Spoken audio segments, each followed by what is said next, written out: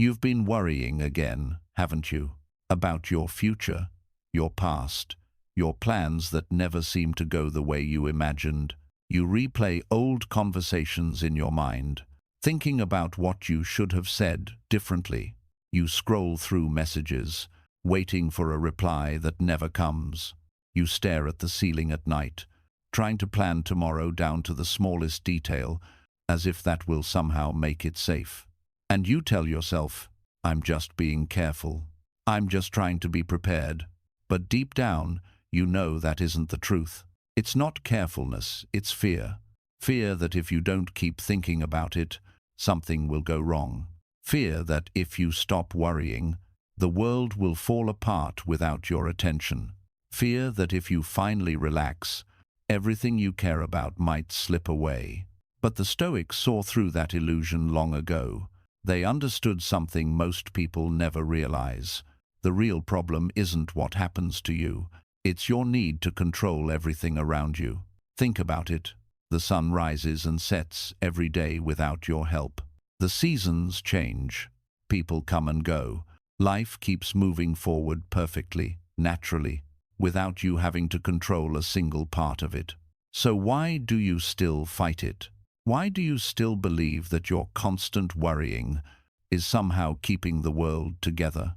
The truth is, it's not the world that's exhausting you. It's the endless battle inside your own mind, the fight to make life obey your plans. And yet, no matter how tightly you try to hold on, life keeps reminding you, you were never in control to begin with. The Stoics would tell you that peace doesn't come from control. It comes from letting go. It comes from trusting the rhythm of life, even when you don't understand it. When you release your grip, something strange begins to happen. The weight on your chest starts to lift. Your mind becomes quieter. You begin to see that things don't fall apart without your worry. They often fall into place. That's the quiet truth most people never see. When you stop clinging, life starts moving in your favor. When you stop trying to force every piece into place, the puzzle begins to assemble itself. Because peace isn't found through control. It's born in surrender, in the stillness that comes when you finally trust that you don't have to manage the universe to be okay. So breathe, let it go. The world doesn't need you to control it. It only asks that you move with it. And the moment you do, everything starts to work out, exactly as it was always meant to. The trap of worry. Worry feels productive, doesn't it?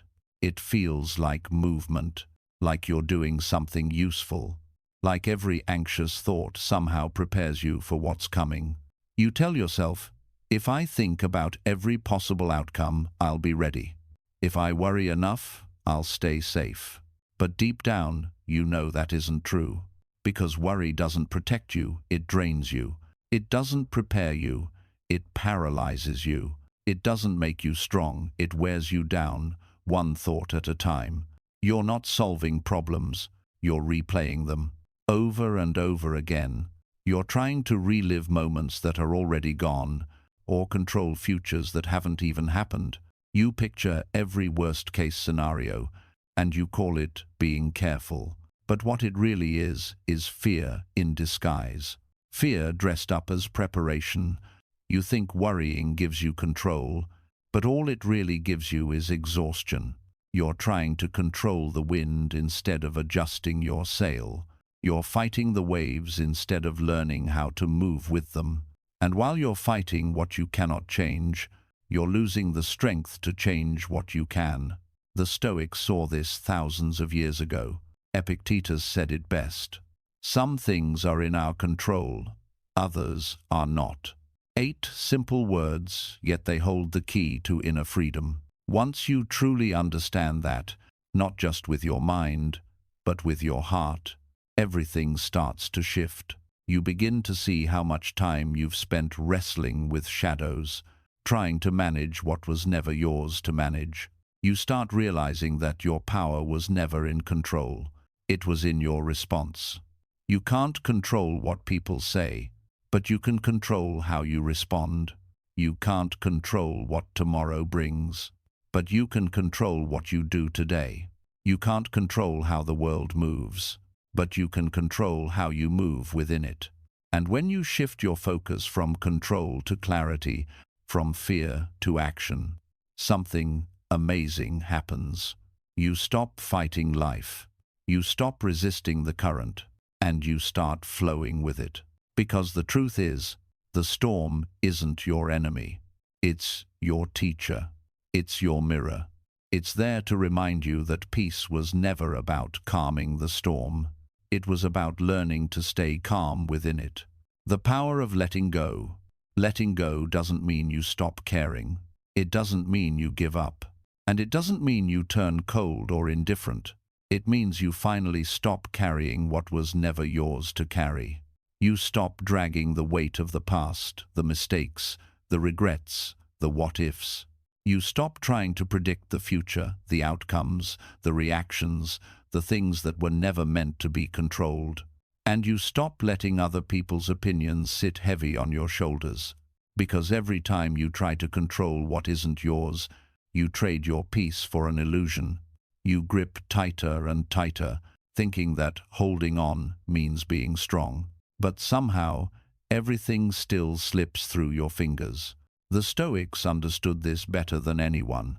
They knew that peace begins the moment control ends. Marcus Aurelius once wrote, "The more we value things outside our control, the less control we have." And that line holds a truth most people spend their whole lives avoiding. The more you chase what isn't yours, the more you lose what is. You lose your focus. You lose your clarity. You lose your power. Because peace can't exist in a clenched fist. It can only live in open hands. When you stop obsessing over results, something shifts inside you.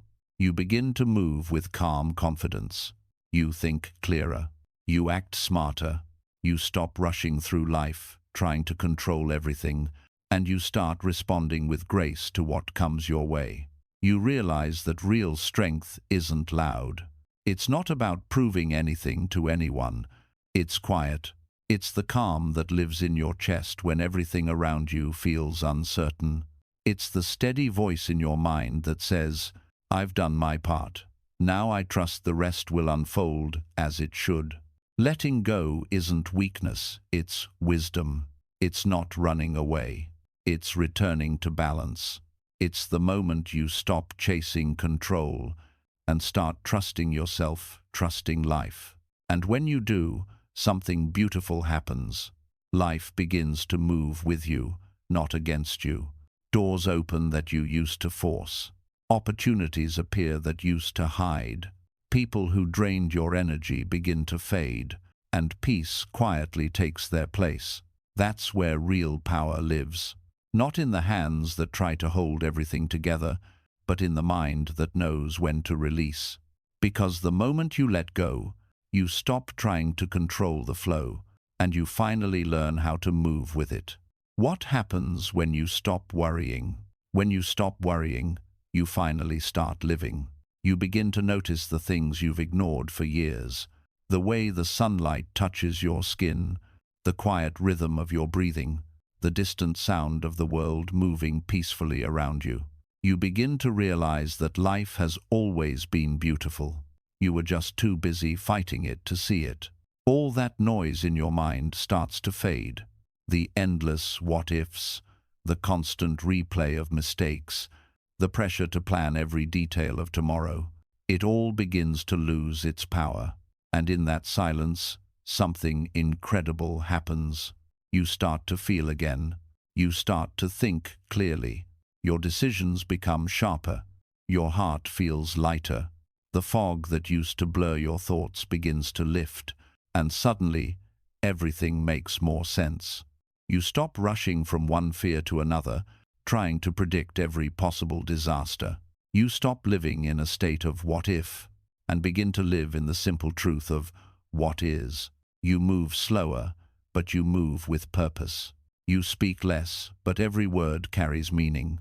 You stop chasing people, outcomes, and approval. and you start attracting peace, respect, and opportunity. Because calmness has its own kind of power. It's magnetic. People can feel it before you say a single word. They can sense it in your energy, that quiet steadiness that says, no matter what happens, I'm okay. They don't know why they trust you, they just do. They don't know why they listen, but they can't help it. Because calmness feels safe. It feels strong, and in a world that's constantly in panic, the person who remains composed becomes the anchor everyone looks to. That's not luck. That's mastery. That's what happens when you stop letting your emotions drive the car, and you finally take back the wheel. The truth is, peace doesn't make you passive. It makes you powerful. Because when everyone else is reacting, you're thinking. When others are shouting, you're listening. When others are breaking under pressure, you're standing firm. That's the quiet strength the Stoics lived by. A power that doesn't need to prove itself. A presence that doesn't demand attention, it naturally commands it. The kind of strength that changes how you carry yourself, how people respond to you, and how life begins to move around you. It all begins the moment you choose peace over panic, calm over chaos, clarity over control. Because when your mind is still, when you stop fighting every wave, life finally starts to flow with you, not against you. The Stoic secret to inner peace. Every storm eventually passes. The sky clears. The sun always returns. No storm lasts forever, but most people never feel calm because the real storm isn't outside of them. It's inside their own mind. You can't stop the wind. You can't control the rain. You can't silence the thunder outside of you, but you can quiet the noise within. That's where peace begins, not in the world around you, but in the space between your thoughts. The Stoics discovered this truth long ago. They realized that the more you fight life, the more it fights back.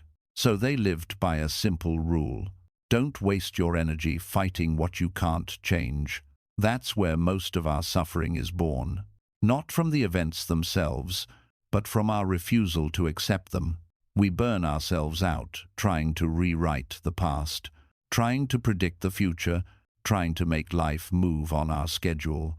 And in doing so, we miss the only thing that truly belongs to us. This moment, right now. The past is memory.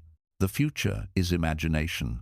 But the present, this breath, this heartbeat, this is real. So, instead of fighting the storm, use that same energy where it matters. Build discipline in your habits. Train your mind to stay calm when chaos arrives. Stay centered no matter what life throws your way, because the waves will come, but you decide whether to drown or float. Seneca once said, "We suffer more in imagination than in reality." And he was right. Most of the pain we feel doesn't come from life itself. It comes from the stories we tell ourselves about it. How many nights have you lost sleep over something that never happened? How many times have you replayed a conversation long after the other person forgot it even existed? That's the trap of the mind. It creates storms out of thin air. It builds entire battles in your head and then convinces you to fight them. But the Stoics learned how to escape that prison. They learned to let reality be what it is, and to master what's within their thoughts, their reactions, their peace. The moment you stop letting your imagination create pain, the moment you face life as it truly is, your peace becomes untouchable. Because real calm isn't about waiting for the storm to end. It's about standing still in the rain, knowing that no matter how hard it pours, the sky will always clear again. Detach to grow. Detachment isn't cold, it's clarity. It's not about shutting off your heart.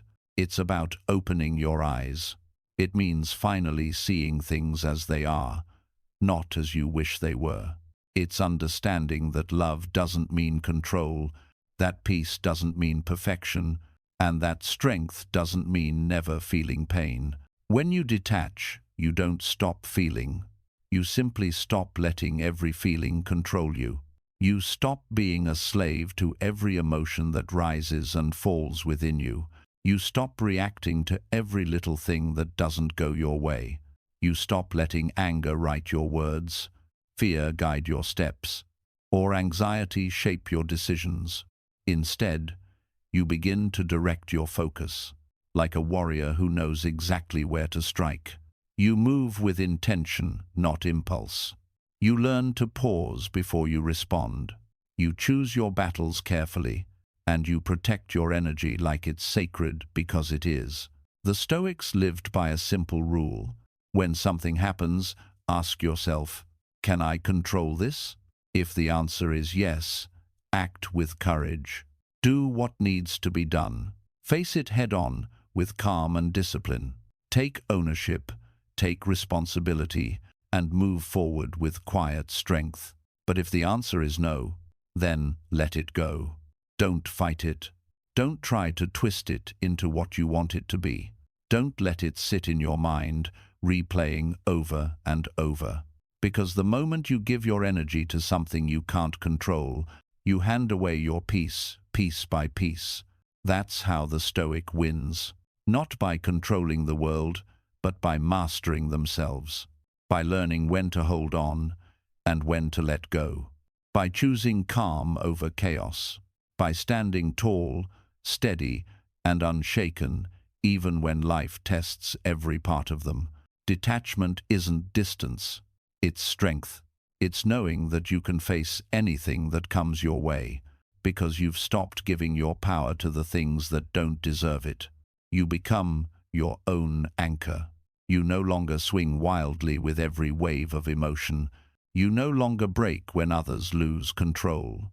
You bend, you adapt, but you never shatter. That's what detachment really is. Not running away, but standing firm. Not hardening your heart, but freeing it.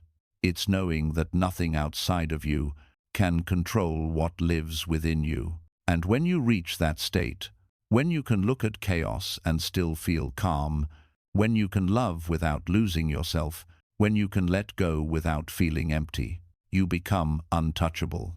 So, the next time you catch yourself worrying, pause. Don't rush to fix it. Don't rush to explain it. Don't rush to control it. Just stop and breathe. Inhale slowly. Feel your chest rise. Exhale gently. Feel your shoulders drop. Let your breath remind you that not everything needs your grip to stay together. Whisper softly to yourself, "This too is out of my control."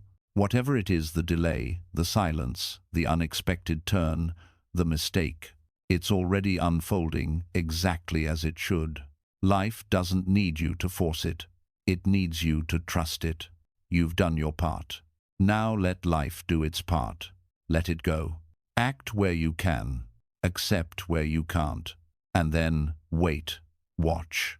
As slowly, quietly, life begins to move in your favor. Because peace isn't something you find at the end of a perfect day.